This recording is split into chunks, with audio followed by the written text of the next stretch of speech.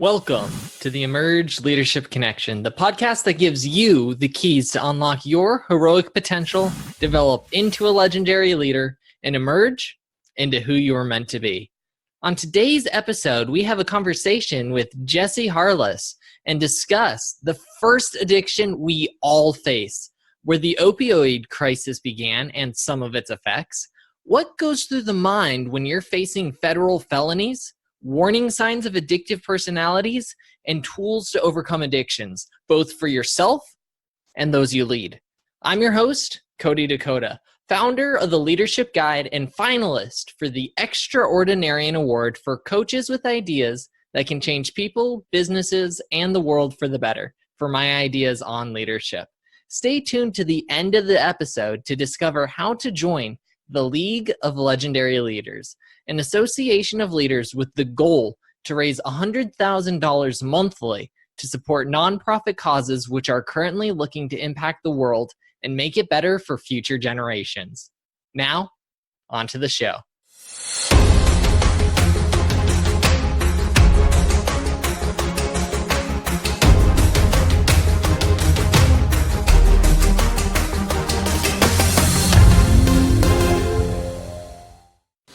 Hey, Jesse, how are you doing today? Good. How are you, Cody? You know, I am living life and I am loving life. Things are good, my man. Great to hear. Thanks for having me on. Definitely. I'm excited for our conversation today because you've have written a book with a very interesting title, which, as you've told me, is a little off-putting to some people, but sometimes off-putting is a great thing. And then the other thing is you have a pretty interesting background that kind of led into this book being written, which I think can be extremely impactful for people to hear. So, I mean, where do you like to get started? Where do you want to get started? Wherever you want, my friend. I mean, we can go anywhere you want. Where do you want to get started? Where would you like to start?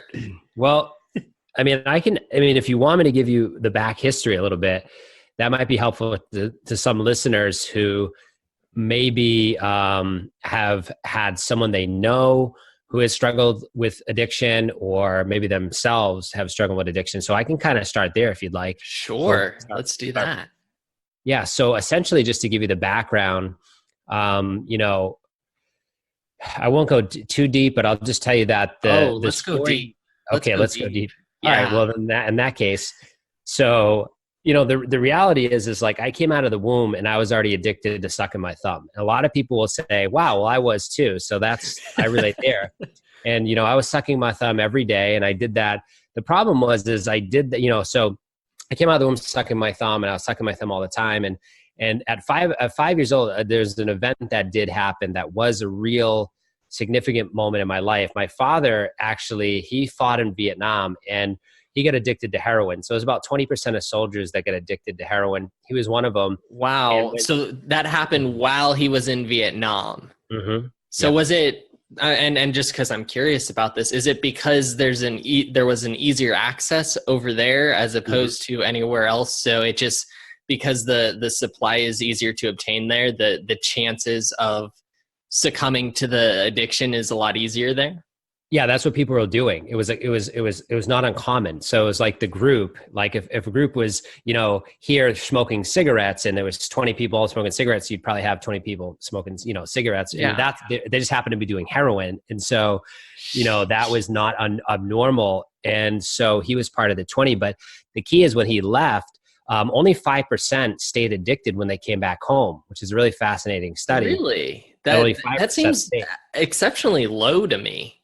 Yeah, so that's why environment plays a big role in addiction. And that was the study that was shown, that environment plays a big role in addiction. But that's kind of a different conversation for a different day. But I can tell you that he came back and he did get sober. And then what happened was, in time, he was drinking, and then eventually he picked up cocaine. And then eventually, he went down a bad path. And at 5 years old, when I was 5 years old, he left and never came back. So that was kind of like, when you were that young, you have a high sensitivity to abandonment. You're very sensitive to abandonment. And that's just when your mom goes to the store, never mind like or your dad leaves the house, never when your dad leaves and never comes back. So it can cause trauma. So that basically he left, didn't come back. And I felt at some level that I wasn't aware of, some type of like, I was unlovable. Like I wasn't worthy of something. Like I had a part in that, even though I didn't, at some level I felt that. So, so this, to go back to sucking the thumb, at 9 years old, I was playing Pop Warner football, tackle football, like real football. And I was sucking my thumb still. And just to put it into perspective, I mean, that's not an acceptable behavior when you're playing football and all that stuff, but I would hide it. So, like I just found ways to cope really young with my emotional pain, with the way I was feeling. If I felt the feeling, I would numb it out in a certain way. And one way was sucking the thumb. So that's kind of the backdrop. And then eventually at 11 years old, I discovered internet pornography. And so that's not a good time. And now I know kids are starting to find it at 7 and 8. But I'm telling you, at 11, that's when I found it. And I can tell you that between online gaming, so I started to isolate more. I started to play online games a lot on the computer, but I started engaging in the internet pornography, watch it. That actually changes the brain maps in your brain. It actually causes your, these things that fire the neurons to rewire in a certain way. We know that now in the research, all these years later, 20 years later, we know the research. And so that was kind of the playground that I was messing with my brain, with my life. And so that made it very difficult for me to move on to build new relationships with men or women going into high school. Like it affected both. And so just to skip through high school, because high school was just a really difficult time of like tremendous social anxiety. I didn't eat in the cafeteria the last 2 years of my high school. I was totally filled with fear, anxiety. So I didn't do that. So when it was time to go to college, I didn't want to go to college. I wasn't even supposed to graduate senior year. I was late so many times. The headmaster had an intervention with my mom, a teacher, and herself. And they were saying, we're going to keep you back because you've been late like 60 times or something. And so, my mother though was a single mom. She wanted me to go to college. No one in our family went to college. So she's like, you're the one that's going to go to college. So I applied to a few schools, 3 of them. I got accepted. I went to this small school. And, at 18, I'm at a school, I'm in this unknown environment. What do? I find ways to escape. I find alcohol, I find marijuana, and that's what I start to do. And, so that's where the drugs and alcohol started to come into play. Like I sampled that in high school, but it wasn't really a big deal. It's when I got to college where it was like, okay, this is easily accessible. I can do it all the time. And so I started hitting the jackpots. If you're someone in addiction or you start to hit jackpots, what that means is I got arrested by a state trooper. I got caught for plagiarism. I got in trouble in a dorm. I failed all my classes. I mean, I just really bombed that first semester, and they let me back a second semester, which is so interesting. They let me back even though all that happened. And when I came back a second semester, I didn't, I tried to change, but I couldn't change, like, cause I didn't know how to cope still. I was still drinking. And so I failed out of school. I come back home to live with my mom. And about a year later, I'll spare you a lot of details. I've already been telling too many details, but about a year later, so a year later, my father passes away. So now to put it into perspective, my father, we didn't have a relationship. From 5 to 20, we didn't have a relationship. But when he passed, it was like I got burnt. It was like I got cheated out of something. And I can't, it was at a deep level. I was hurt.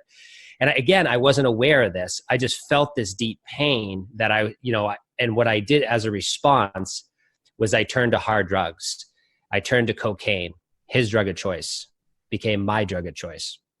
I turned to cocaine, and then eventually I turned to heroin. Eventually I turned to Oxycontin. Eventually I turned to the painkillers. And I can tell you, it didn't take long before my life became extremely unmanageable. And so what happened was, like, I hit like a hard bottom, and someone got in trouble, and I kind of like escaped out of that dark life of cocaine and heroin. What I did is I just managed without telling anyone of my problem. I got a job, and I somehow just coped. And there's a lot of people who might be listening there's a lot of people who are not listening that maybe should, that are just maintaining, like they're just getting by, like they're doing drugs. Maybe they're in college and doing cocaine and on the college campus. They're not thinking anything of it because 20 of their friends are doing it maybe every other week. But the bottom line is that's affecting your life. And so, and a lot of people think, oh, I won't get addicted, right? It's not me. It's not me. I'm an exception. I won't get addicted.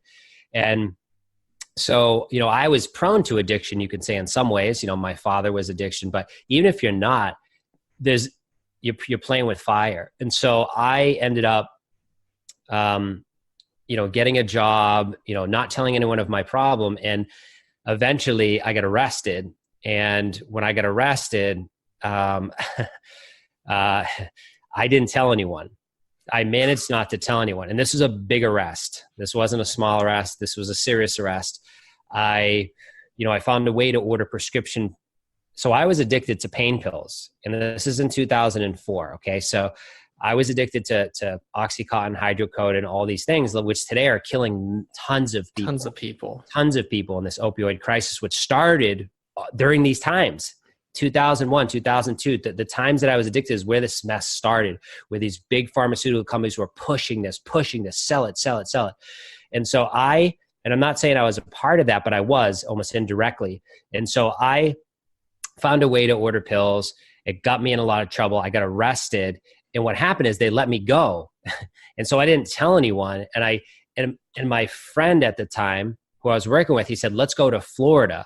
So I'm like, yeah. So I was living in New Hampshire. I said, let's go to Florida. Florida is like at that time was the pill capital. That was like where you get the pills. Well, and Florida's always been a party state.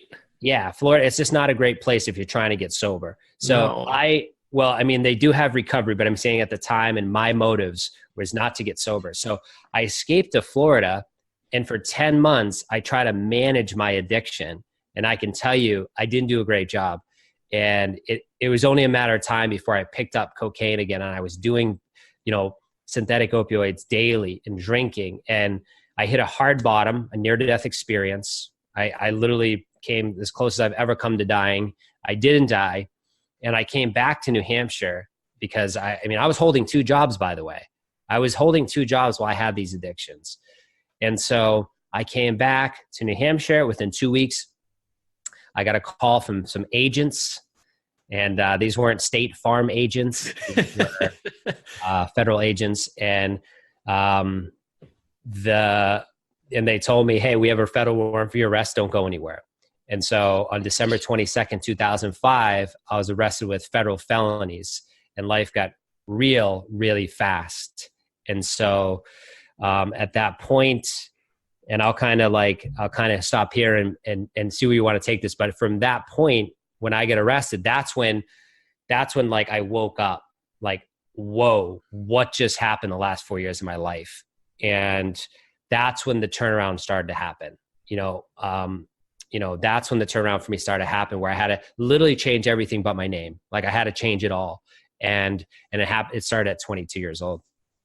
Which is significantly younger than most people have to when they come up to any sort of major changes that happen in their life. Very rarely does someone have to make that kind of change at that age. Yeah. I mean, nowadays, with the way things are with, fentanyl being cut in cocaine and heroin, just the way things are happening, it's like people are just getting smoked out there. It's not like they can last 4 years anymore. You're out there 6 months and it's a war zone because of how deadly these drugs are now. So it's crazy. And, at 22, when that happened, I can just tell you that, when you're facing 7 years in federal prison, and that's what I was facing, I was like, what do you do, right? What do you do? Do you run and use and do your time or die, whatever? I mean, what are the options here? Or do you change everything, do something you've never done before, and see what will happen if you go that direction? And so I chose to go the direction of let me just go all in, whatever that means. And what happened was the court did not tell me to go to rehab. They didn't pay for rehab. They didn't tell me to go to rehab. They didn't send me to a drug court because there was no drug court at the time. They said, you're going to work full time, because I had just got my full-time job back right before I got arrested, which is insane. And so they say you're going to work full time. You're going to go to these 12-step groups. You're going to see this drug and alcohol counselor. That's what you're going to do. And I was like, and you're not going to drink or drug or you'll be going to jail. So they were putting me on a pre-trial. So it's called pre-trial probation before the actual big date of the trial. So what did I do? I just ended up, I found a mentor. I started seeing this therapist. I started working full time. And I just went all in. I started journaling every day. I've been journaling for 13 years, every single day. I have 13 years of journals from 22 to today. I still journal every day. So it's a huge recommendation I give to any of your listeners. Start journaling your journey. And I started journaling. I started to read books, and these books would build me up. And I started to say affirmations. And the reason why I started to say affirmations is because I had such bad panic attacks. I was working in sales. And so a customer would come in and I would literally blank out because I'd have a panic attack, and I'd have to like go to the bathroom, come back, and they didn't know what the hell's going on, but I'm having a panic attack. And so like I started to like say affirmations out loud because I thought that would help my panic attacks. I wasn't sure what to do, but I started to do all these new habits.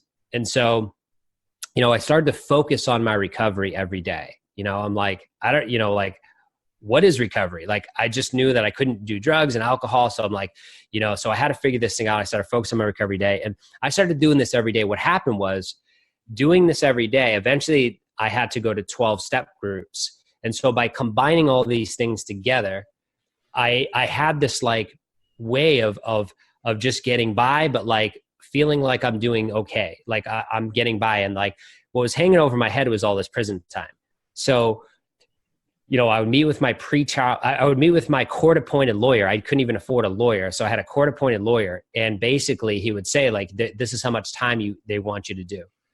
And I'm like, I'm not going to do that. Like, how can I go to federal prison for that long? Like, I can't do that. And eventually what would happen, I keep going back, and he would tell me this is how much time they want to do it. Eventually I said, let me meet the prosecutor. And that's what happened. And he was like, no, you're not going to meet the prosecutor. I said, yes, I want to talk to him in person because I want him to know that I was addicted, and I'm someone who struggles with addiction. It has nothing to do with dealing or ill motives. This is addiction. And so I met the guy, and it was horrible. And it was like the worst thing. And I thought for sure I was going away to prison after that. But what ended up happening was a few months later, might have been a month later, I found out that I wasn't going to prison, that they were going to settle with giving me the felonies, and they were not going to make me go to prison and just be on probation for a few years. And that was a miracle. I mean, that was an absolute miracle for what they had caught me with, for what I was, it's just like, that was a miracle. So what happened was, I wasn't going to jail. And now it's been a year. I'm a year sober. I'm a year like doing all these daily habits. And I'm like, whoa, what am I going to do with my life then? And so I'm like, I guess I'll go back to school, right? Because I failed out. I might as well go back and try to make that happen. And that's what I did. I went back to school. I finished my undergrad. So I got the psychology degree I was trying to get. And then, man, it just kept going. Where do you want to go? Because from there, I just kept that going. I mean, I got another degree after that. I got my master's in counseling. I just needed to prove to myself. I was not to prove to my mom, wasn't to prove to the world. It was to prove to me that I could make it happen by daily persistence and effort. Even though the world would call me a felon, the world would call me an addict, the world would call me a fatherless college dropout. I did not listen to any of that. I listened to my inner voice. I listened to what I set out for my goals to be, and they were accomplished. So there are so many different directions we can go, but one of the first places that I want to dive into is, when did you first kind of discover that you had an addictive personality per se, where you found yourself finding addictions easy to pick up? I mean, to be honest, like at birth with sucking my thumb. But you don't know at birth that you right. have addictive. Right. But I can tell you, sucking the thumb, though, I knew there was a problem because I would get made fun of and like beat up by my brothers. I couldn't stop doing it. And eventually, like, I stopped doing it because the pain of embarrassment was so great. I stopped doing it, but I would have kept doing it. But it was like, the pain's too real. But where the real addiction started for me was internet pornography and internet games. Like, that's when I was really like, I'm consumed 3 to 4 or 5 hours a night doing this. And like, I think just in the environment that I was in, my mom's a single mom and she's doing her best. And she's like, well, he's safe at home. Right. So it's like, she didn't correlate to something bad because why not? It's just, he's safe, he's home, he's safe. And so that's where it really began for me. That's where I really was like, wow, I probably have an issue, but I didn't think of it like that. I'm like, I don't care. This is what I'm doing. Mind your business. And so that's when it started. But obviously when I get to college, the signposts were right in my face, being arrested by a state trooper and all those things. Definitely. So it sounds like when you were younger, there were these different things that really ended up triggering the addictive, how do I say this, actions to come out more, right? And so what are these things that people should be looking out for that can cause addictive behavior in other people? Does that make sense? I know that's an oddly structured question, but I think you get where I'm going. Mm-hmm. Yeah, I mean, it's a tough question, but I can tell you that one of the things you want to look out for is like, if your mother or your father or your uncle or your grandfather struggled with drugs and alcohol, were, alcoholics, like that could be an indication that's in your family that you might be more prone to it. Doesn't mean you're going to activate the genes to make that happen. It just means just to be aware of that. And I was told at a very young age, your dad was really struggled with drugs and alcohol. You need to watch out. And I just went right past that signpost. I was like, that warning sign I could care less about. And so I smashed through the barriers. And the reality is, that's one thing. Another thing is like, if you're like sitting, isolating, playing games, thinking it's harmless, well, if it's interfering with your work and your personal relationships and hitting your full potential, I'd probably look at that as like, that could be a potential to find other ways of escaping. And it could lead to marijuana, and it could lead to, and I'm not saying there's nothing wrong with marijuana. I'm just saying for some it can be, for me it would be, but that could lead to eventually like other choices that could be poor. And it could turn into it could be behavioral addictions, gambling, it could turn into internet pornography. So that's what you want to look at, is like, how much time am I spending on these behaviors, right, that are causing me to isolate and not be at my best. And if it's causing you problems, then there is actually an addiction there. But if it's not, really hasn't caused you any problems, but it's really taking up a lot of your time, it's something to look at, even if you're 12 years old. Definitely. Because people who want to accomplish things in their life, those things are going to take time, right? So anything that is not in any way productive towards the ends of what you want to get to becomes a problem. It may not seem like it right now, right? Because if I spend 30 minutes here, I spend an hour here, right? That's not that much time, right? But you compound interest that over time, right?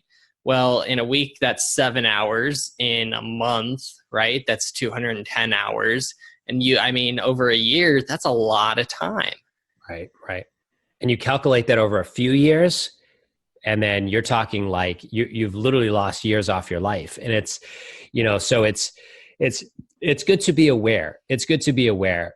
And today, one of the number one things for me is awareness. I need to be aware. Where am I at right now? I need to check in with myself. And where I get help the most with that is probably meditation. Meditation is probably what helps me the most with being aware of where I'm at, what's going on, do a check-in. So that's where I kind of check in with that awareness. Definitely. And I think awareness is such a lacking feature in today's world, because we have so many things that are inputs into our lives that we can really drown out the ability to become aware of anything. Heck, you get in your car, you put on music really loud, you get out of your car, you put headphones in, right? You go to work out, the headphones are still in. You go to a meal, you're looking at your phone for Facebook and stuff when things get quiet, right? These are all inputs that are automatically stopping awareness, right? Mm-hmm. Yeah, exactly. We're more connected than ever. And that doesn't mean we're connected in a good way, so, and there's a famous saying, Johann Hari said that the opposite of addiction is not sobriety. The opposite of addiction is connection. And he didn't mean your cell phone connection to Instagram. He meant actual physical connection, being with someone, eye to eye, heart to heart, having conversations that are worth having. And that's what he meant. And I truly believe that is one of the key elements to overcoming addiction too, is having that connection.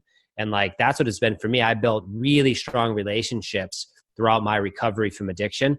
And it's been a life-saving, life-changing opportunity. And I still have that today. If you look at my life today, I intentionally have relationships that are safe relationships that I can share anything with. Everyone needs that, not just people in addiction. Everyone needs that, but especially if you have addiction or, behavioral addictions or drugs and alcohol addictions or whatever it is, like, you have to have connection. If you're isolating, you're feeding your addiction. And so I was a master isolationist. I mean, I was the master at isolation. And even today, like, I might seem like I'm extroverted on this podcast, but I'm an introverted person by nature. Like, I need to be by myself to re-energize, all that stuff. So what's got me to be more extroverted, outgoing, is because I started to change new habits, like cold showers. Like, I started to do things that actually brought out my personality. And so that was helpful, but overall, I still can isolate by nature. So I just have to make sure I have relationships that I can depend on that are safe. Definitely. And I think you need to find a good balance, right? Because I think there's times where everyone needs to step back and be a little bit alone. And I think there's a lot of times where people need to stop being alone and they need to go out and create these real connections, because having a like on Facebook or having a share on Instagram or, having a comment on LinkedIn or whatever other platform, these are not real connections that you're building when you do that. I mean, there's so much more that goes into a connection than just the letters or the thumbs up. There's the eye contact. There's the body, the way we express ourselves with our bodies. And it's really important to ourselves internally, right? To really focus and seek that out, I feel. Yeah, absolutely. I mean, there's really nothing like being with someone. You can feel their energy. I'm all about energy. When you're with someone, you can pick up on energy and you can just have a relationship that you can't have on Zoom, right? Like, this is fun. I like doing this. Thank God for this, but it's not the same as if you're over my house and we're connecting, or maybe we go for a walk together, or maybe we just talk about what's going on in your world. Like, that's a lot different when you're in person. We can feel each other's energy. We can feed off of it. And so, yeah, for sure, you need that bonding time face to face. Definitely. And I feel like one of the biggest things for you from the way you're telling everything, that was the biggest problem, was isolation, right? And then trying to figure out, what do you do in isolation? Because from what it sounds like, while you were going through all these different sects of isolation, right? The recurring theme is that you were feeling pain, right? Whether it's someone was making fun of you of doing something, so you isolated yourself from them, or you caught yourself doing something like video games, right? And you desired that, right, more than getting around these other people. And that isolation fueled the pain, and the pain fueled the isolation. Right. Yeah. And there's a doctor, his name's Dr. Gabor Mate, and he says, don't ask why the addiction, ask why the pain. And it's really, really smart, because that's true. Don't ask me why I have this addiction. You're missing the mark completely. Ask why the pain, because it's always some type of pain, whether it's a trauma that happened in the past or something that's happening, a stressor. There's some type of pain there. And yeah, it's a great point. It does come back to pain. And, a coping mechanism that we think is good is isolation, but it's completely the opposite. It's not the right move. You do want to be out with people. You want to have your time when you're alone, and stillness and meditation, and that, of course, but you want to have a balance, like you said earlier, where you're doing both. And that's that's my ultimate goal today, is having the balance of, okay, now it's time to go do yoga. Okay, now it's time to go to dinner, maybe with friends. But now it's time for me to come home And now it's time to work on my purpose. Now it's time to work on my, reading time or whatever it is with myself. And that's healthy too. And so, it's definitely a balance, and it's just, again, it's awareness, right? It's just being aware of these things. Most people are just going through life through the motions. They're not even aware. They have no idea what's going on, and they're going with the flow, and you get smoked. Now, there is a good flow and there's a bad flow, right? You can go with the flow, which is the flow of the universe, which is what I would call it. And that's a good flow. Like, oh, there's a flow there. There's this dynamic flow that makes the earth spin. We don't know all the answers of how that's happened. That's a good flow. I'm not talking, that flow is a good flow. We're talking about the flow of just like, well, don't know what's going to happen today. I'll just kind of wing it and see what happens. And next thing you know, you're getting smoked, and you're eating bad foods, and you're not exercising. You're playing video games. You're on your phone 8 hours a day. Look at the average time people are on their phones now. A day. How many hours a day? The average is over 2 hours now per person. It's not just like an age group. That seems kids, small. it's like 8 hours a day. But I'm talking about like for general and 2 hours a day now. So that's not the good flow. We want to make sure we're in the flow. And I'm guilty of it too. Don't get me wrong. Like, I can definitely get absorbed into my smartphone, absorbed into that, and say, oh, it's for business. It's because I need to check for my business. But the reality is, when I'm on there, I'm like, oh, but what's this and what's that? And then I'm over here, I'm looking at what this person's doing. So yeah. And you've isolated yourself from the purpose you were trying to get towards, right? Exactly. Yep. And the crazy thing is, like, we're talking about addiction here, but this same kind of concept applies if you're running a business, right? Like, how often do we go into our business, right? And we say, okay, these are the things I need to get done, right? But I'm going to focus in on email, right? Right. Email's just like another type of social media. It's not serving. Yeah. It's procrastination. It's not actually getting to the goals, right?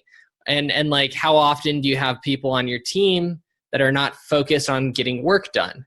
And they're just like, oh, well, I'll come in today and we'll do whatever assignment comes up, right? How often does that happen?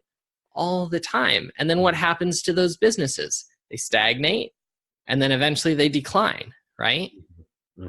Because they're not intentional about creating the teams focused towards the goals they're trying to get to. Right. It's just like it's so key. Just like if you're in addiction recovery, you need to focus on your recovery. That's your goal. Focus on that recovery. What does that look like? If you have a business, focus on the mission, focus on the purpose. What is that mission? What's that purpose? As soon as you lose track of the purpose and the mission, you're checking your email, you're doing things that are not moving the priorities forward. If you don't have the clarity of what are our top 3 to 5 objectives, what's my top, and that could be your everyday life, right? Like, what's my goal today? So the night before, I always recommend this to people, like the night before your day starts, if you're not looking at your to-do list the night before, you're letting the day just take you, because once you wake up and you hit the snooze button and you jump out of bed, the day's got you. You wanted the night before set your goals in alignment with, if you have a business, is really critically important to, like, what are the top priorities tomorrow? What are my top 3 to 5? But even if you don't have a business, what are the priorities tomorrow? I promised myself I would start that new diet. I promised myself I would do 20 minutes of yoga. I promised myself that I would read that book that just came out. Well, how are you going to get that done if you're not prioritizing the night before? Or even in the morning, if you have a morning routine, you can kind of get to your to-do list in the morning. I respect that as well. But if you're not doing that, you're going to lose track of what's important, and you're going to get swept away in our land of convenience and our land of comfort. That's what we live in now. Everything is comfort here now.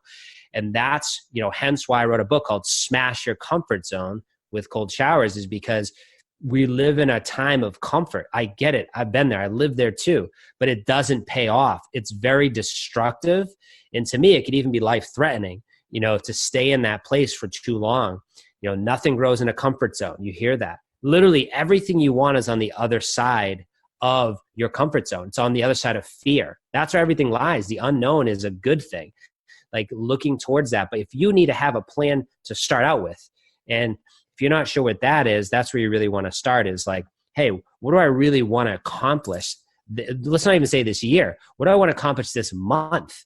And then from there, go backwards, and then visualize the staircase and the steps. So visualize backwards, like, okay, what's the first thing I need to do to get to that place? So, okay, my goal is to have Let's say your goal is to start to meditate 20 minutes a day. Well, if you're not even meditating 1 minute right now, let's go ahead and start with like, okay, I'm going to meditate tomorrow for 1 minute. You have no excuse now. You know, there's a great book out, right? Atomic Habits by James Clear. That book, I mean, if you're like, well, it's too much, it's overwhelming. What, you don't have 1 minute? Everyone has 1 minute. You can meditate. Well, what does that matter? What difference is it going to make? It's going to make all the difference, because once you do it for that 1 minute, you've set the time to do it. I guarantee you the next time you go to do it, you're going to be like, what if I do for 2 minutes? And all of a sudden, by the end of the 30 days, you've got to your 20-minute goal. Even if you got to 15 minutes, you were doing no meditation before this. In 30 days, now you have a 15-minute meditation habit daily. That 15-minute meditation habit stacked over the course of a year will change your life. And so that's why it's so important, you know. So yeah, we're kind of getting down the habit train, but this is really critical because your habits really determine your success.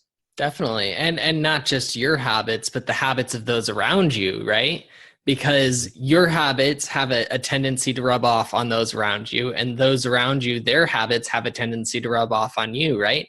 That's why you get communities of people who are addicted to drugs, or you have communities of people who are helping each other overcome the addictions, right? Right, exactly. So who you surround yourself, you know, there's so many famous quotes, right? Jim Rohn, you're the average of the 5 people you spend the most time with, right? It's the truest statement. Like, you know, if I'm spending time with people who are not meditating, who are not doing yoga, let's just say if we're staying on that goal, like I'm not going to be meditating, because I'm going to get around there and be like, why are you doing that?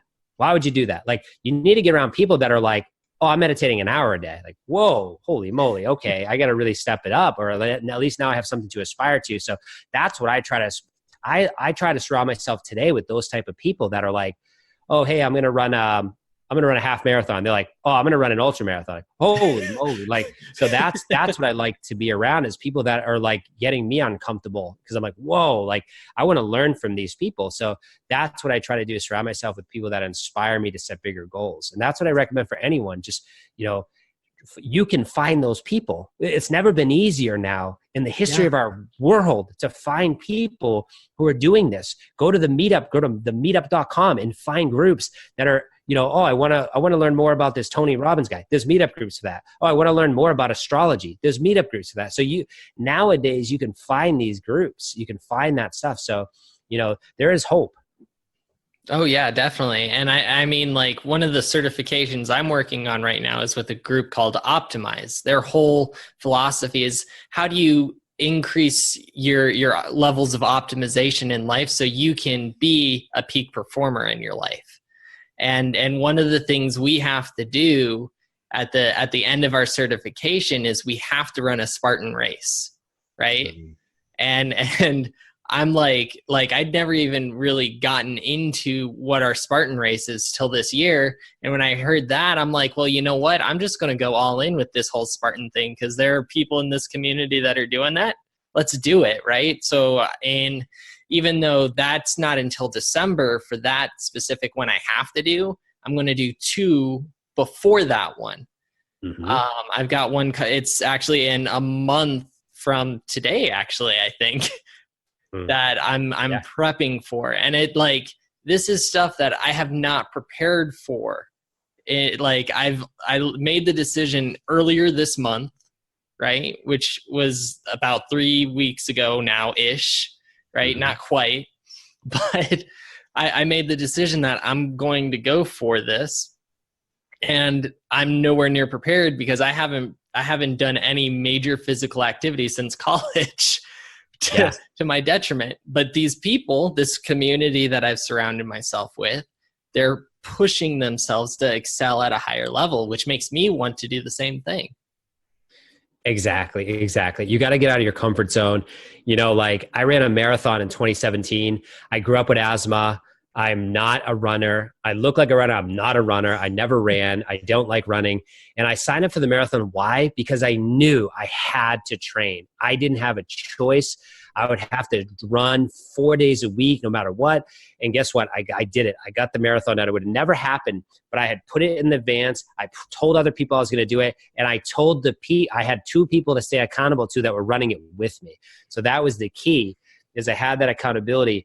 And there's a marathon. So again, I stopped running recently. I haven't ran in like a couple months. I'm like, I'll get to running. I still do different, but I'm just not running. I do other exercise, but I'm not running. So I'm like, you know what? I'm signing up for a half marathon next month. That's because guess what? Now I can't, I'm like, oh my God, I got a half marathon. I got to run 13 miles next month. I got to start running. So that's what I just did. So as of yesterday, I committed to running a half marathon next month. Now you don't have to be that extreme, but you can even do like, hey, I'm going to do a 5K in 2 months. And you know what? And pay for it in advance. As soon as you go to the website, pay for it, because now you've invested your money. Now there's skin in the game. And just like this marathon, it's like, okay, there it is.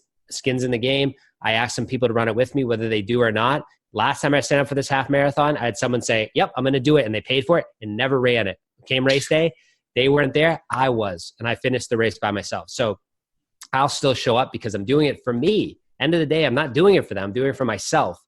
And I feel great, right? Because I have to run 3 or 4 days a week, and you just feel better. You eat better too, because you're like, well, I could eat this pizza every day, but I have to run. So maybe I won't. Maybe I like the salad with, this fruit. And so one decision changes other habits. So yeah, definitely, man. Good luck with your Spartan race. Thank you. And good luck with your half marathon. That's going to be awesome. And one of the big things that I heard in that, right, is the decision you make has to be for you, right? Mm-hmm. You didn't make the decision to run that marathon because your friend decided to do it. You had already made the decision that you were going to do it for yourself. And so often we set goals because there's a societal perspective that wants us to accomplish that kind of a goal, or our parents wanted us to accomplish that goal, or that's where we believe people want the business to head to, right? And then at the end of the day, we don't really make great efforts towards it because it's not for us, right? It's for whatever else, and that's not really motivating. It's got to be for you at the end of the day. Yeah, exactly. It's got to be for you. And it's the same with sobriety, recovery from drugs and alcohol. At the end of the day, it's got to be for you. If it's not about you and doing that, eventually something's going to get in the way of it and you're going to lose it. It's got to be what you want to have. And sometimes, they'll say fake it till you make it. And maybe you have kids and you're doing it for them. If you have to do that in the beginning, great. But eventually it has to become about you and your mission, your purpose, because we all have a reason to be here. We all have a purpose. And so we might not know what it is. We've clouded it with many mind chatter, limited beliefs that we've collected over the years. But the reality is we all have a purpose here, and we can find what that is. But all it starts with is saying, I'm doing this for me. I got that master's for me. It wasn't to prove I was smart. It wasn't to prove, you kidding me? I failed out of college. I was a C-level student. I did that because I said, I need to do this for myself. And I studied hard. I was super persistent. And I did it. And that's the same how I live my life today. It's like, I'm gonna set these goals up in advance, pay for them, and pay for these things. So I have to commit to them. And when it comes to the race day or the goal, if no one's standing by me, it's okay. I'm doing it because it's not for them. It's for me. And so you're showing your mind evidence that you can handle it. And no matter what happens, you can handle it. And that's really important. Definitely. And one of the things that I was thinking about, because you said it, is a lot of people make the goals because of how they think it'll be better for the people they care about, right? Like I want to get better for my kids, right? And that works only to a point. But the thing is, you can actually shift some of those to where it's still about the kids, but it's not for them, right? Because if you want to get better, right, for the kids, you don't get better for the kids. You get better because you're going to have better opportunities to spend time with the kids. Right. And that's for you. That's not for them, right? Because if it's for them, it's like they get time to spend with you. That's great and all, right? But that doesn't really motivate us. But like, do you want to get better so you can see your kids grow up, get through school, so that you can be in a good state to actually help them through their troubles that they get to, so that you can be a hero to them? Like, that's a motivating factor right there, so that you can be a hero to them, right?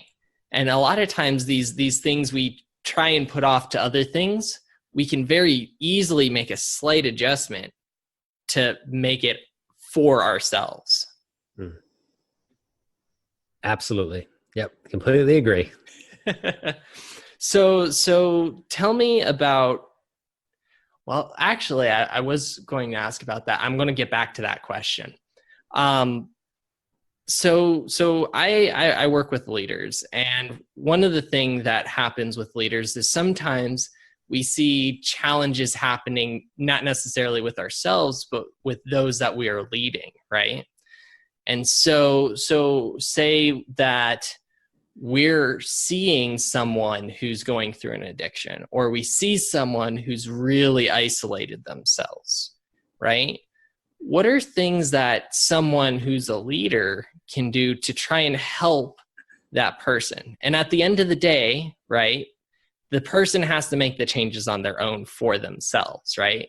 You can't force them to make the changes, but there's still a role the leader can play, right? Yeah, of course. Number one for me is always compassion. Number one is compassion. Always come from the lens, always come from the place of compassion, as hard as it can be. Because at the end of the day, the last person someone needs is shame. They have enough shame. Trust me. If they're doing these behaviors, the shame is thick. They don't need any more shame from someone else. So they'll avoid you like the plague. So the key is, if you're a leader coming to someone who has addiction, is to come from a place of compassion, genuine interest and concern.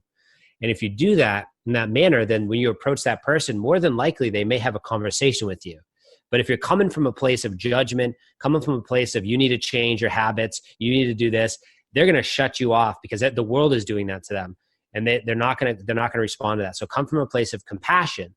Yeah, and a lot of times they're doing it to themselves too, right? They shut themselves out because they're already experiencing that shame, and that it's almost like this vicious cycle, right? They feel the shame, they shut themselves off further, which makes them feel more shame, which makes them shut themselves off further.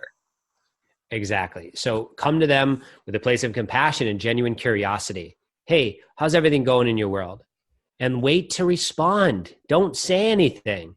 Don't go, hey man, I hear you're having trouble with some substances, and like, what's going on? That's not the way to do it. You know, because ask them, how's it going? Right? How's it going? Yeah. Like, how's it going in your world? What's going on? Just let them talk. You'll learn a lot just by listening. One of the greatest skills ever given to humankind was the skill of listening. So listen to what people are saying. And when you hear them, you might hear things and then know where to take the conversation from there, because you can just trust your instincts and go, wow, okay, this person is struggling right now. I can sense that. Let me just listen a little more. Well, tell me more about that. And definitely let them tell, you know, so don't bring it's like parents have a real hard time with that. They're like, hey, I heard that you're smoking weed or whatever. It's like, whoa, the walls go right up. You know, it's like, no way, get out of my life. Right. That's not the way to do it. Come with a genuine curiosity from compassion, because at the end of the day, you really care about them. And by showing that when you come at them with a place of judgment or throwing it on that is going to put up the defense mechanism. So come from a place of compassion. That's the first rule. Then be a great listener, 2. And then 3, when they actually talk, you don't have to get to what you want to say. It's not about your agenda. It's about, now they felt heard and listened to. Now walk the hell away. And the next time they have a problem, they might come to you. And if they don't, that's none of your business too. Even if it's someone you love, you have to let go and let that happen. But show them you're a person that listens, that has compassion. And now they'll start to build trust, so that the next time they feel pain, they may say, I can come to this person. People in addiction are smart. We pick up on people that are the police. And I don't mean the actual police. I mean the people who are trying to tell us how to live our lives. Trying to be a detective, right? Trying to be a detective. We don't need more of that. What we need is compassion. There's pain there. We need people who are going to listen to us, and eventually we'll come to you when we need you, and we'll help, and we'll share that. And it's really tough when you have someone who's in active addiction, who's really struggling, and they're impacting your life because of their decisions, to not go out and just be like, that's it, intervention, call the police, get this done. It's really hard not to do that. But there's a time and a place where you need, where the approach is compassion, and people are not going to like to hear that. But anytime people call me all the time about how do I approach my brother? How do I approach my son? How do I approach my friend in college? It's like, number one is compassion, coming from a place of compassion. And then two is listening to what they're saying. And then three, there might be no goal at the end of this. There may not be a place where you get to have that conversation, because they are just sensitive people. Like, at the end of the day, we're sensitive people, and we want to be heard. We want to be listened to. And if we feel that connection, we might come back to you later. But we're not going to solve our problem by that one conversation that we're having. It's going to be a built trust. Definitely. And that's how anything that's huge in life really is, right? So often we get this, we live in a microwave nation, right? If I'm hungry, I throw food in the microwave, and 30 seconds later, 3 minutes later tops, I have food ready to go. If I'm on the road, I go to a fast food restaurant and I have food ready to go. I want to watch TV. Okay, let me pull out my phone and I can watch something on my phone. And we have all these things that are just instantaneously in front of us. And then we watch movies, right? Where your hero is like, they go from zero to hero in a 2-minute montage, right? And we expect like, oh, if they can do it in 2 minutes, I can do it. And when you say that, it sounds ridiculous. But then like you have people go to the gym for a week and they expect that all they're supposed to have these huge muscles and noticeable changes. And it doesn't happen like that. Mm-hmm. And we bring that same kind of mentality into everything, right? Even if you're trying to build a business, right? You bring in this mentality that, oh, I should be a multimillionaire within a couple months, right? And that rarely happens. We're talking like 0.0000001% of the time it happens like that. And when you're facing someone with addiction, right? These are things that most people who have addictions, they've been facing it for a large portion of their life. It's not going to get solved overnight. It's not going to get solved with one conversation. It's going to take time. It's going to take that time to build that trust with them so that you even have the ability to bring in your voice, right? Exactly. It takes time. Just like you said, with even a business relationship, all of it, it takes time to build trust, especially when it comes to people in addiction recovery, as hard as it may seem, because there's so much stigma. I mean, this is a place of the greatest stigma, mental health, addiction. There's so much stigma. We feel like it's a choice. We feel like it's just a bad habit. You're making poor decisions. Get your life together. Like, if it was that easy at 18, I would have done that. At 18, I would have said, you know what? I'm going to get my life together. I'm going to get on the straight and narrow. I'm going to get everything situated. Not that simple. And so there's a deep stigma there. And so that's the problem is we have a deep stigma of like, you're choosing to do all this. It's your choice. Everything you're doing is, you're just ultimately choosing to shoot heroin every single day and just live your life miserably. When if they were to take the time to learn a little bit about how it might work for someone who actually is in that place, that it's a little more complicated than just that choice. There's deep, deep, deep, deep pain. And it could be trauma and many things behind that. So when they do get clean, sober, and sobriety, it's not going to be an overnight fix either. It's not going to be like, well, now I put the needle down, now I put the alcohol down, now I put the internet pornography down, I'm all better. Never going to have to look back at that or be tempted by that again. Are you kidding me? Especially with internet pornography, that's everywhere. So it's like, that's just the start. Sobriety is just neutral. Now you're just from addiction to neutral. You got to get to abundance and excellence. You got to get over here. How am I going to get here? That's the journey. It took me 9 years to finish my degree the second time. Okay. So it took 9 years. Didn't take 9 days, 9 months. It took me 9 years. I never gave up. And so that's the key. It could take you 10 years to be the overnight success. But you know what? That's the truth. If you want the sugarcoat, we can give you that. But the truth is that it's going to take extraordinary effort. It's going to take time. It's going to take, trusting and believing in yourself. So it's a journey. It is a marathon. It is a journey. So yeah, absolutely. And it's such a more difficult journey for someone who's in that addiction, because a lot of times there's these underlying chemical processes that are happening that have deeply gotten rooted in habits, right? And so like, even if it's not a literal physical addiction, like many of your drugs literally create that addiction, right? Even if it's an emotional addiction, right? Those still have chemical processes that are getting deeply rooted in the habits. And I had a interview with a guy named Jeff Jones, who does family recovery solutions.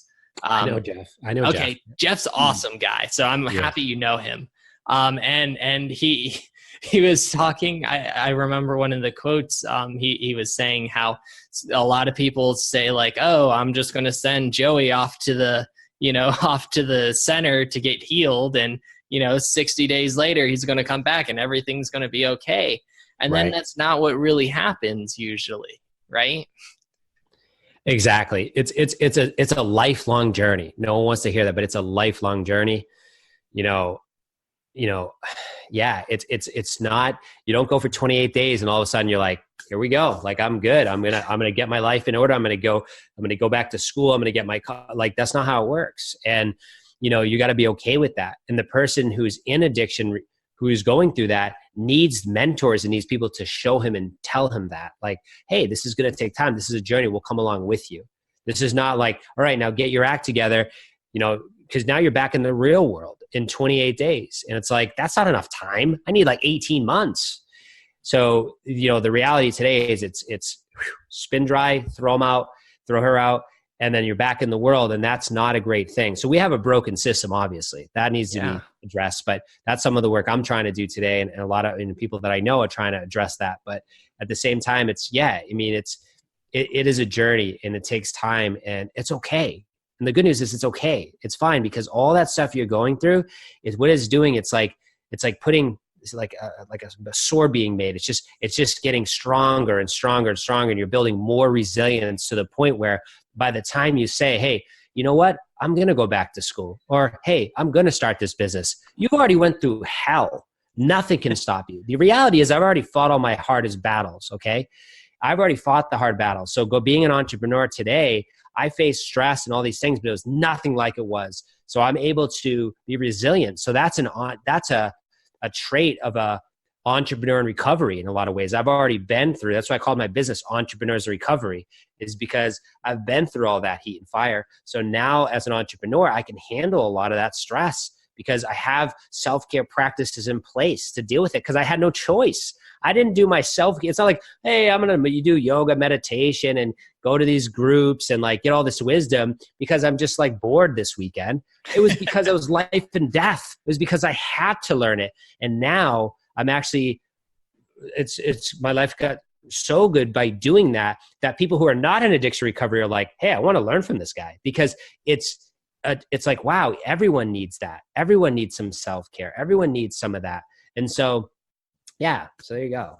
Definitely. And it's one of those things, I feel like so many people face challenges in their life, right? Quote unquote challenges. And the level of challenge that they're fighting, quote unquote, is so little compared to so many big problems that are happening in the world. And like, I've been guilty of this too, where I've been like caught up in the nonsense going on in my life, but it's not that big of a thing in comparison to some of the things other people have battled. And so when you can learn when someone goes through these exceptionally difficult trials, how did they do that when I'm having challenges here with my just little challenge in comparison, right? Yeah, there's a lot we can learn from. We can learn a lot from people. And, since you have me on your podcast, we can learn a lot from people in addiction recovery. And that's where we're lacking the most. We're focusing so much on the problem. We're not looking at, well, what about the people that are in recovery? Why don't we study those people? And that's what we're missing the boat on. We're not studying the people that are successful with addiction recovery. We're focusing on the epidemic and the problem and all those things. We're not focusing on what are the solutions that the people who already are in addiction recovery doing, and then encompassing all those solutions together and then giving that to the people. And that's really one of my missions is like, why don't we get all the answers from the people who are in addiction recovery thriving and they have something we need to know about? Why don't we study them and then bring out solutions instead of being like, well, this worked in the 70s. Well, I guess it might work today. It's like, what are you talking? That's the dumbest thing I've ever heard. And so that's why we need to have a new approach and a new method. We need to learn from what works. We do this in other industries. So why don't we do it in this one? So that's really my argument is like, we need to study. And that's where we're heading anyways. That's where I'm heading with my work is we're going to study what works. And that's what needs to be brought out. Definitely. And I think that's actually a challenge that's pervasive in many different industries. Sure. We're so caught up in the problem, right? I mean, look at politics, right? No one likes to talk about politics. That's how bad it is, right? They're like, oh, we're not going to talk about politics. Like that's too divisive, right? Well, that's a problem if we can't talk about it. You know what I mean? That only tells you how many things need to get fixed with it. Right?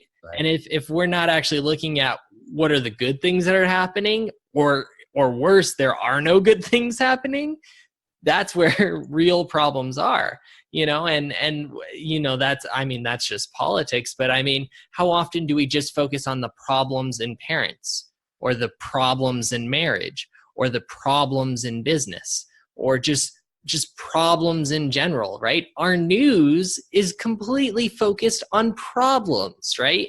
95% of it highlights problems that are happening around the world, and 5% of it is talking about a portion of a solution.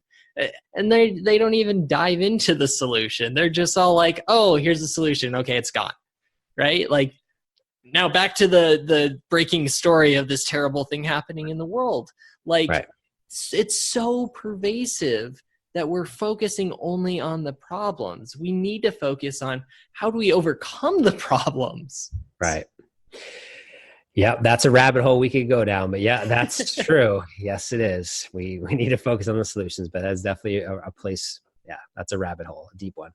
So you were talking about this within the context of addictions, and what are the big things you're finding in your study of overcoming addictions that you feel like isn't getting highlighted well? Well, today my work, with the work I do today, so what I do is I developed something called Entrepreneurs Recovery Workshops and Facilitation, and it's backed in appreciative inquiry, it's backed in new science, it's backed in experiential learning theory. And what I do is I take groups of people who are in addiction recovery, who are at the earliest stages of addiction, all the way to the many years in addiction. We get them together in groups. What we do is we take them through this process of asking generative questions that are relevant to their life. Like, when was a time when you were at your best? When was a challenging time? All these different questions that we pull out high point stories, and then we study these stories by having them share with each other, heart to heart, one-on-one. And then we do group sharing. And then from there, what we do is we pull out the strengths, we pull out the values, we pull out the visions of the future of these participants. And then we actually set action plans and goals around the future that they most want to create. That's not happening today in addiction recovery. That's what I do with my groups, and that's what I do with people. So what I'm learning is that people, even in early recovery, the first few weeks, are super resilient, and they have great ideas about what may work, but we're not asking them what may work. We're telling them what may work. That's not the way to go. So we need to open up more to the idea of asking the right questions, of taking people through a better transformational process of conversations worth having that you can have with them. And that's what I do. I take people through a 1 hour or a 3 hour, but typically a 1 hour transformational process called Entrepreneurs Recovery Workshops. And I do this at treatment centers. I do that at sober living homes. I do this with entrepreneurs in recovery. And I get to see and witness their images of the future, which will blow your mind. And then I get to hear their action plans and goals that they have. No one's teaching this. So that when I do it, they're like, this was so helpful. I can't believe this. I have these goals. I could do this. It's like, you should have been learning this the whole time, but no one teaches you this. School doesn't teach you that. College doesn't teach you that. Treatment doesn't teach you that. Maybe some places do. I'm not saying all, but most don't.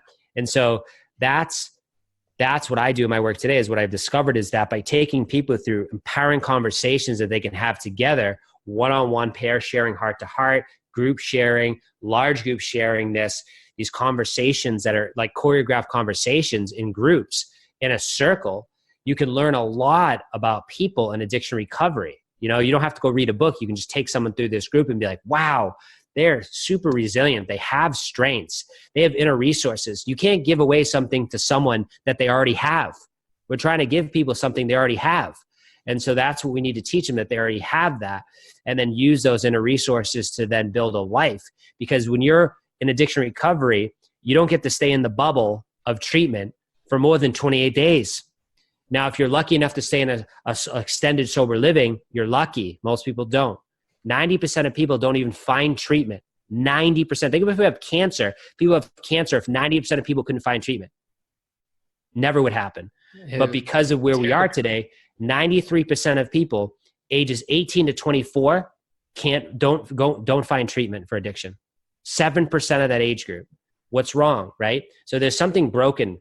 And that's what we need to do, is we need to have new conversations. And how do we get these people, these millennials, these young people into conversations to try to get them into a treatment, to get them help so that they can break free of addiction.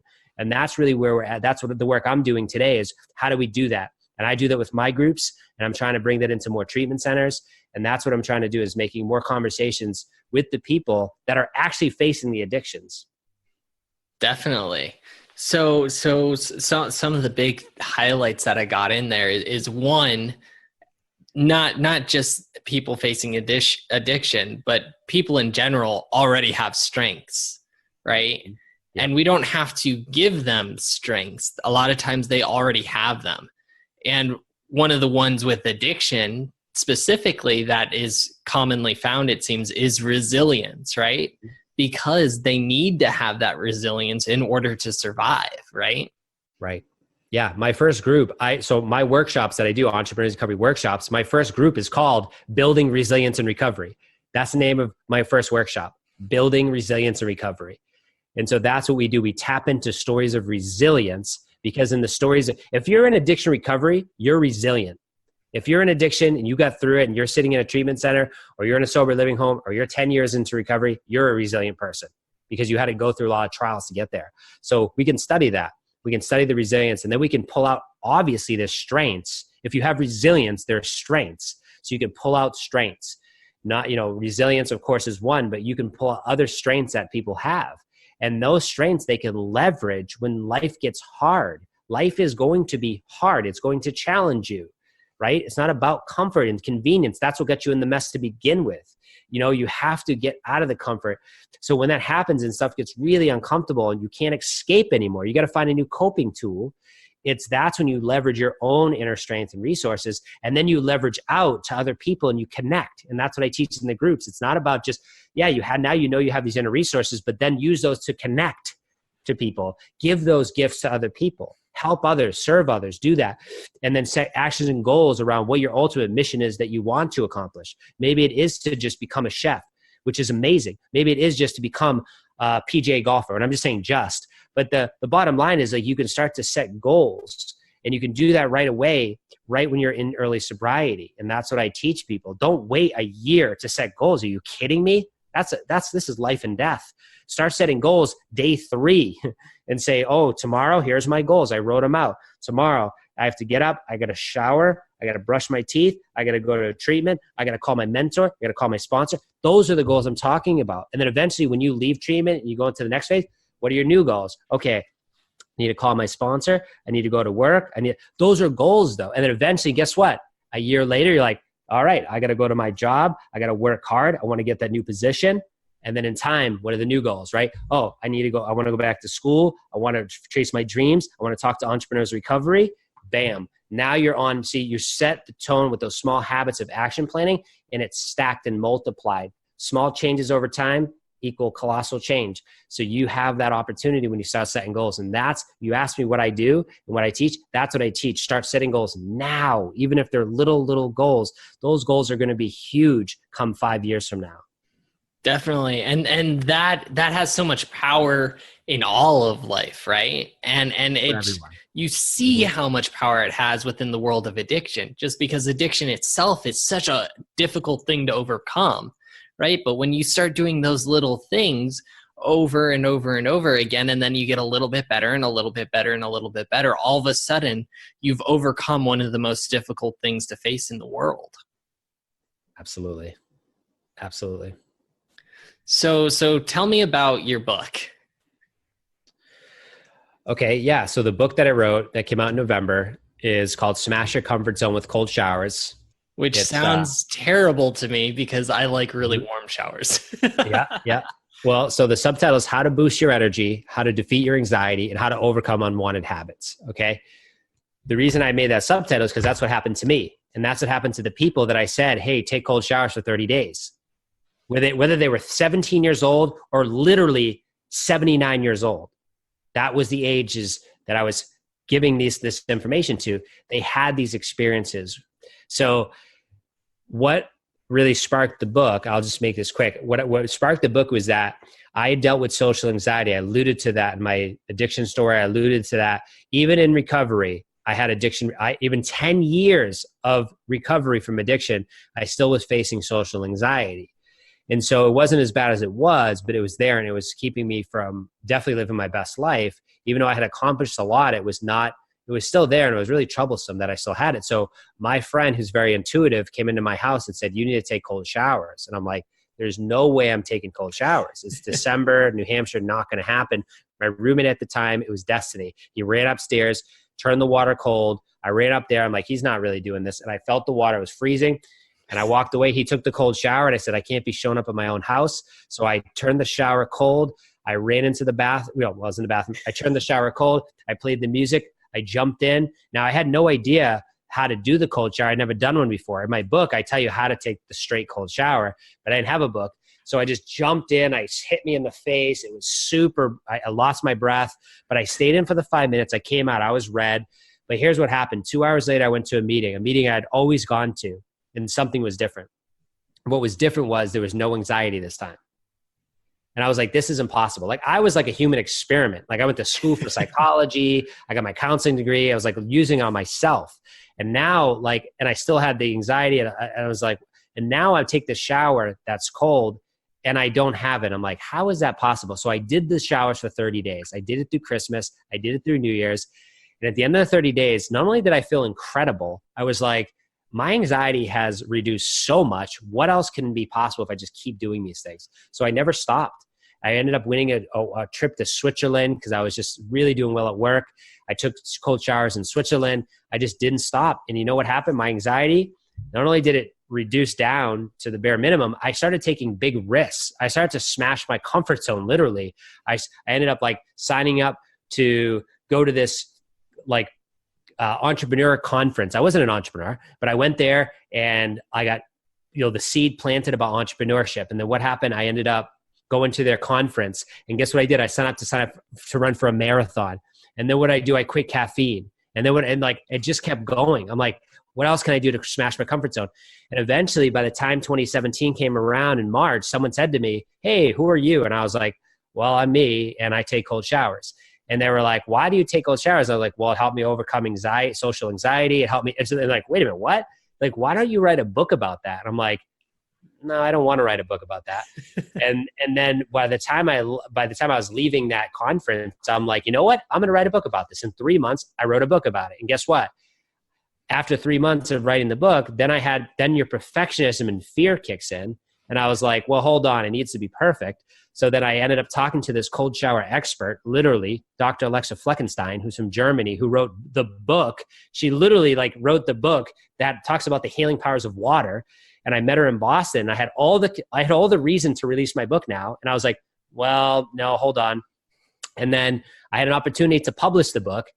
And I waited 4 months to hear back. And basically the agent was like, hey, we're not going to publish this book. And know what I did? I said no to the book. I said, forget the book. So this is a lesson, okay?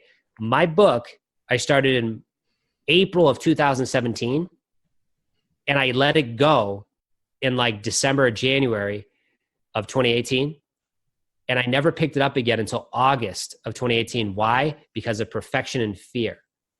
And you know what happened?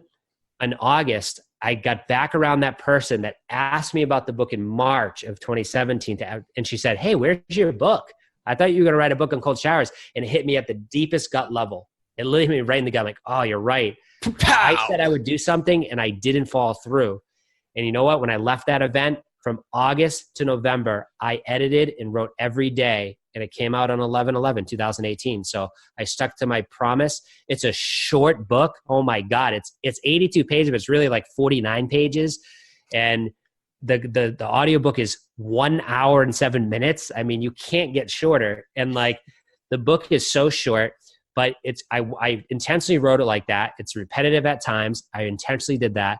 It's to get the point across about the power of getting out of your comfort zone every day. And I just happened to use cold showers. It was very helpful for me to do that.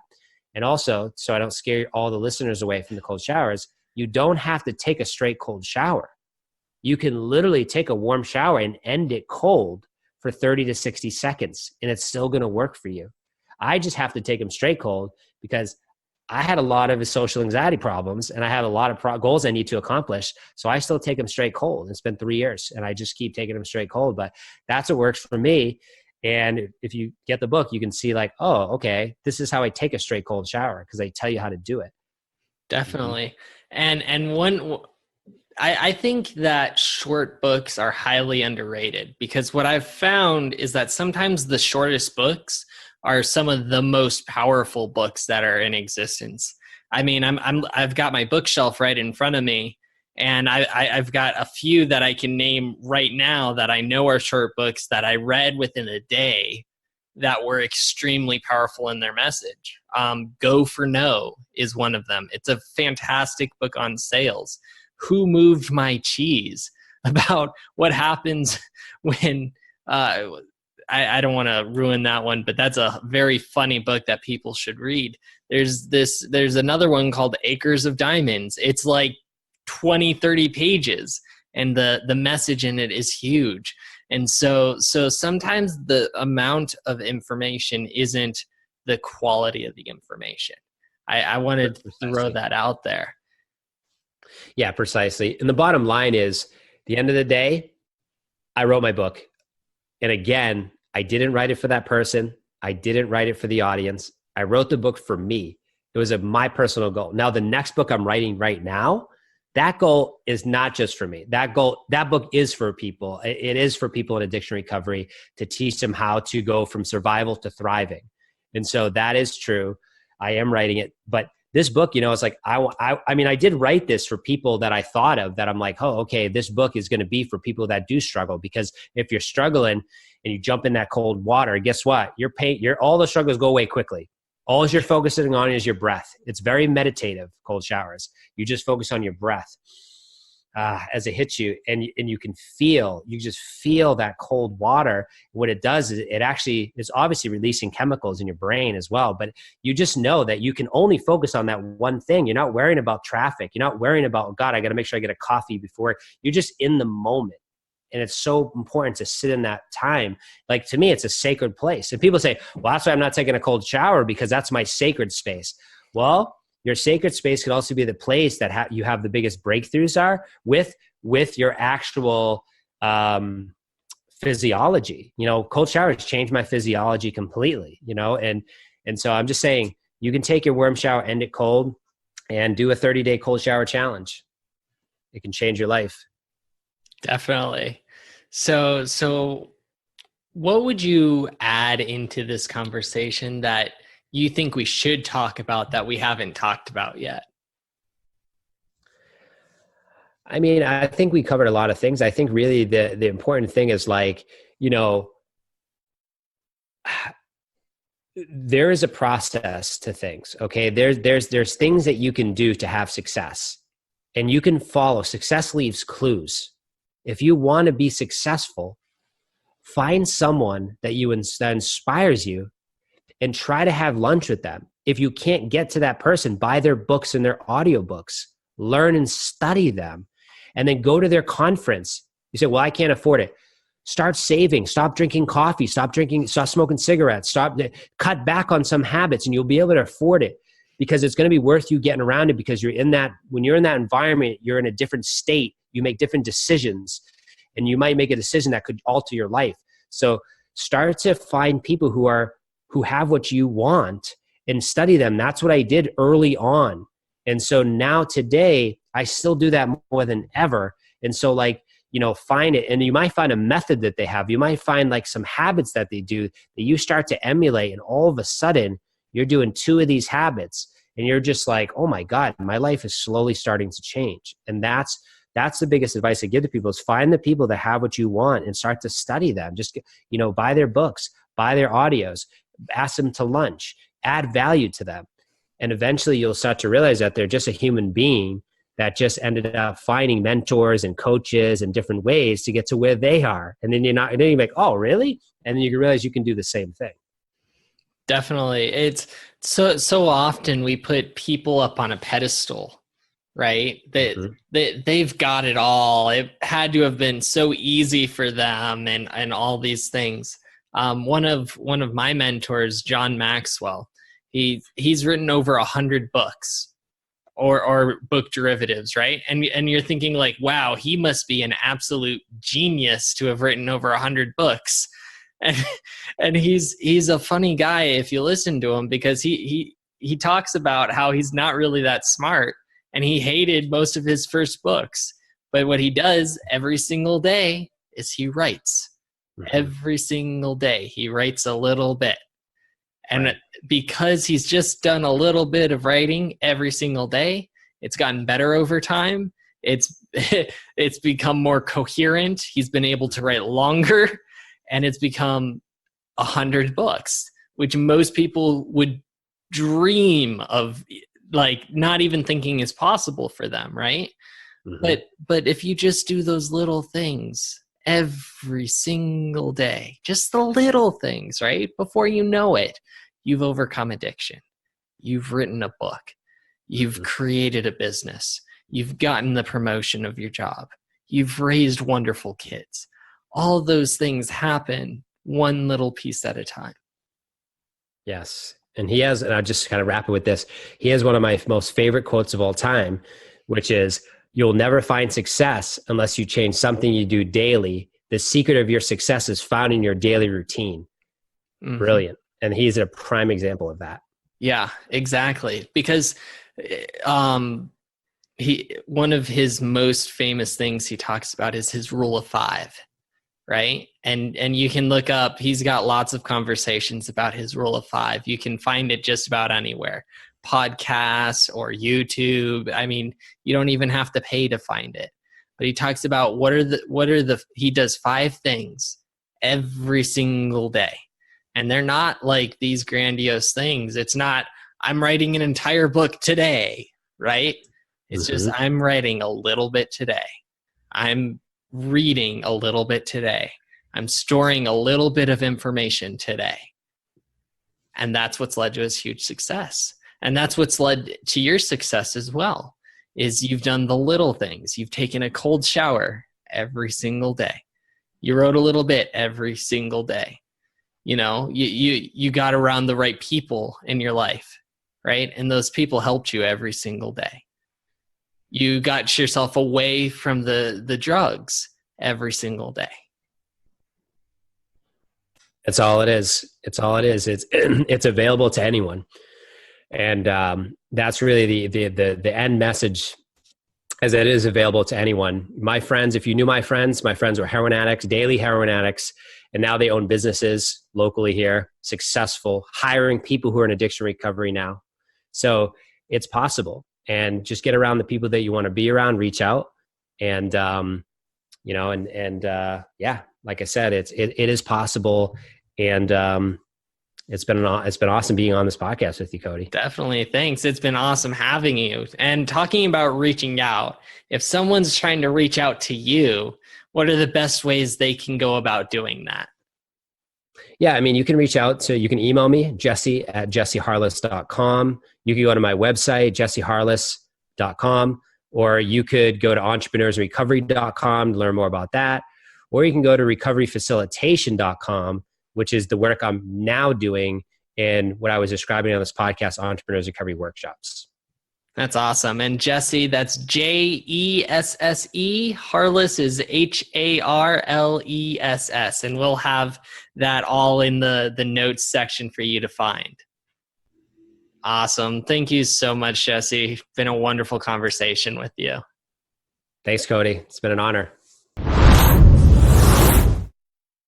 Thanks for listening to this episode. Please make sure to go onto your favorite podcast player of choice and there rate the podcast, then subscribe so you don't miss any episodes. And then if you truly want to be a leader, share this episode with someone that you know will be impacted, because the best leaders fuel not only themselves, but others as well to their heroic potential. If you want to unlock your heroic potential faster, then you will want to join the League of Legendary Leaders, an association of leaders who are dedicated to unlocking their heroic potential, unlocking the heroic potential of others, and where legendary leaders are born.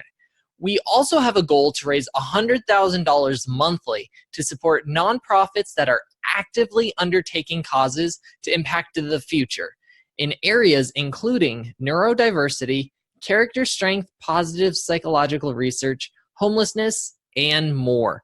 Seize the call now. Go to www.theleadership.guide and click Get Free Guidance Now to propel you on your journey to legendary leadership. I'm your host, Cody Dakota, and I'm honored to have spent this time with you today. My final message for you, and listen closely. It's time. Wake up your heroic potential. Let go of your fears and anxieties, and let's discover what is possible on your journey to become a legendary leader. Emerge and become who you are meant to be.